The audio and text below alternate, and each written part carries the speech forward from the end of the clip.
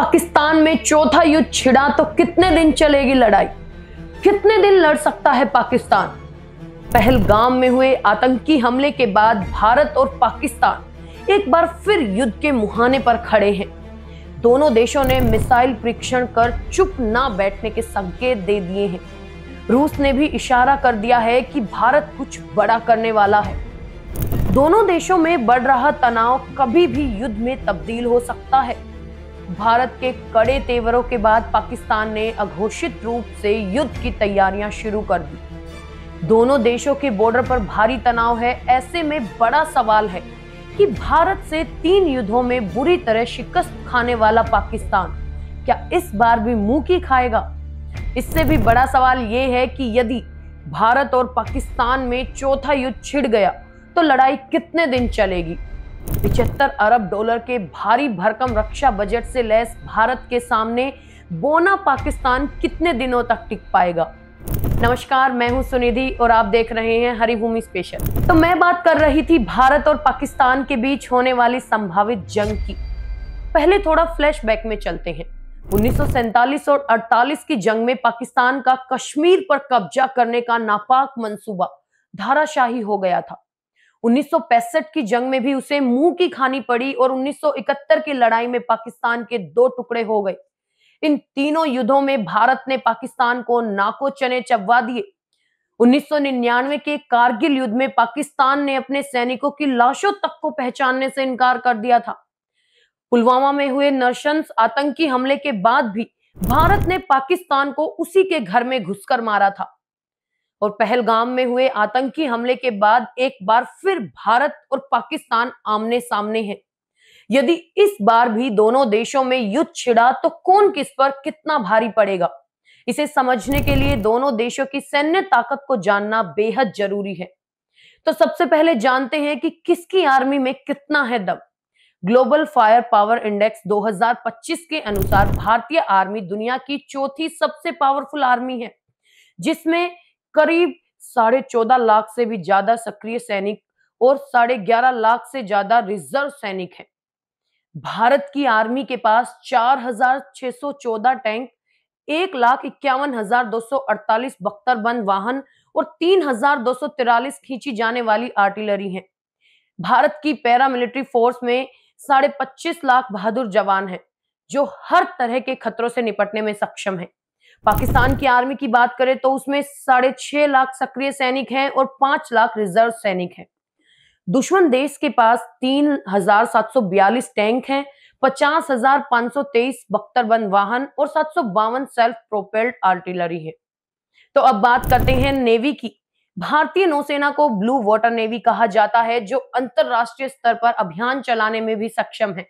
भारत की नेवी में 294 नौसैनिक प्लेटफॉर्म है, जिनमें 2 विमान वाहक पोत INS विक्रांत और INS विक्रमादित्य, 18 पनडुब्बियां, 14 डिस्ट्रॉयर और 300 एयरक्राफ्ट शामिल हैं। भारत की नौसेना हिंद महासागर में शत्रुओं में दहशत पैदा कर देती है और परमाणु सक्षम पनडुब्बियां किसी भी देश की नौसेना पर भारी पड़ सकती हैं। 1971 के युद्ध में भारतीय नौसेना की कराची बंदरगाह पर अटैक कर पाकिस्तान में तबाही मचा दी थी।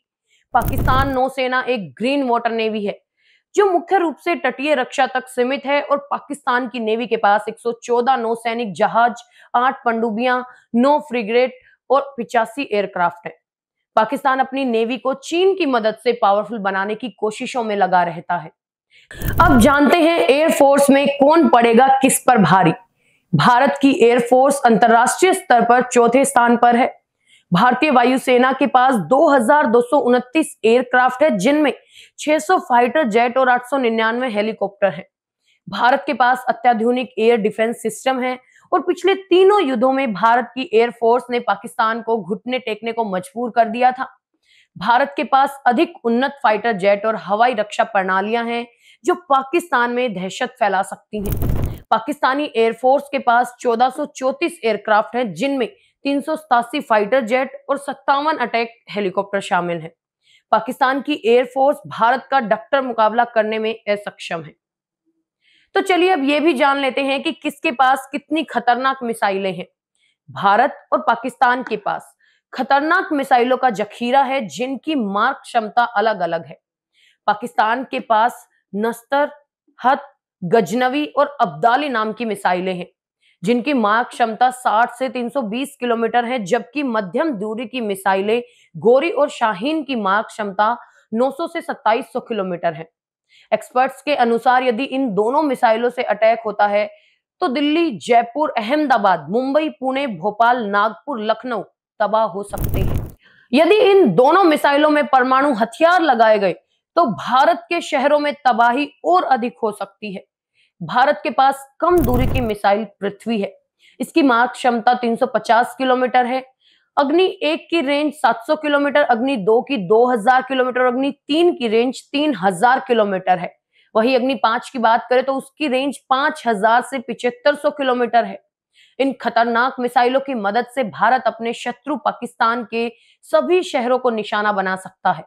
इससे रावलपिंडी, लाहौर, इस्लामाबाद, नौशेरा और कराची शहर पूरी तरह तहस नहस हो सकते हैं। भारत की मिसाइलें पाकिस्तान को कब्रिस्तान बनाने की मारक क्षमता रखती है। और अब बात करेंगे परमाणु हथियारों की। भारत दुनिया का छठा परमाणु हथियार संपन्न देश है और भारत की रक्षा बजट 75 अरब डॉलर से अधिक है, जबकि पाकिस्तान का रक्षा बजट केवल 7.5 अरब डॉलर के आसपास है। मगर चौंकाने वाली बात यह है कि भारत और पाकिस्तान में परमाणु हथियारों का अंतर बेहद कम है। विश्व की महाशक्ति बनने जा रहे भारत के पास आज भी केवल 172 परमाणु हथियार हैं, जबकि दुनिया की भीख पर गुजारा करने वाले पाकिस्तान के पास 170 परमाणु हथियार हैं। यानी दोनों देशों में केवल 2 परमाणु हथियारों का ही अंतर है। चिंता की बात यह है कि हमारा कमजोर पड़ोसी पाकिस्तान भी दुनिया का 7वां परमाणु हथियार संपन्न देश बनने का तमगा हासिल कर चुका है।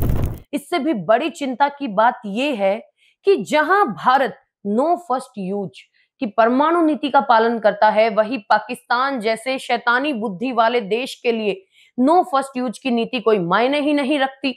नो फर्स्ट यूज नीति का मतलब है कि भारत कभी भी एटॉमिक हथियारों का पहले इस्तेमाल नहीं करेगा, जब खतरा बढ़ेगा तभी करेगा। लेकिन पाकिस्तान में ऐसा कोई नियम नहीं है। पाकिस्तान के नेता, उच्च सैन्य अधिकारी और आईएसआई या आतंकवादी कभी भी भारत पर परमाणु हमला कर सकते हैं। Stockholm International Peace Research Institute की रिपोर्ट के अनुसार चीन का परमाणु हथियार जनवरी 2023 में 410 से बढ़कर जनवरी 2024 में 500 हो गया और लगातार बढ़ते रहने की संभावना है। भारत के पास 172 परमाणु हथियार है, जबकि 2023 में इनकी संख्या 164 थी। एक साल में भारत के परमाणु जखीरे में 8 का इजाफा हुआ। वही पाकिस्तान की बात करें तो 2023 में उसके पास 170 परमाणु हथियार थे और पिछले एक साल के दौरान उसके परमाणु हथियारों की संख्या में कोई इजाफा नहीं हुआ, ज्यों की त्यों रह गई। और अंत में बात करते हैं कि यदि लड़ाई छिड़ी तो कितने दिन जंग लड़ सकता है पाकिस्तान। भारत की सैन्य ताकत के सामने पाकिस्तान की स्थिति कुछ इस तरह है जैसे शेर के सामने चूहे की होती है। 1971 की जंग में जब भारतीय सेना ने पूर्वी और पश्चिमी दोनों मोर्चों पर हमला किया था तो पाकिस्तान ने केवल 13 दिनों में भारत के सामने सरेंडर कर दिया था। भारत ने जंग जीतने के अलावा पाकिस्तान के 2 टुकड़े भी कर दिए थे। यदि इस बार भी युद्ध होता है तो एक्सपर्ट्स के अनुसार पाकिस्तान 2 से 3 हफ्ते तक ही जंग लड़ने की स्थिति में है। सैन्य शक्ति के रूप में पाकिस्तान और भारत का कोई मुकाबला नहीं है। तो दोस्तों, आपको क्या लगता है कि दोनों देशों में एक बार फिर जंग होगी या नहीं? इस बारे में हमें कमेंट करके जरूर बताइएगा। और हाँ, इस वीडियो को लाइक, सब्सक्राइब और शेयर करना ना भूलिएगा। और आपसे मिलते हैं अगले वीडियो के साथ।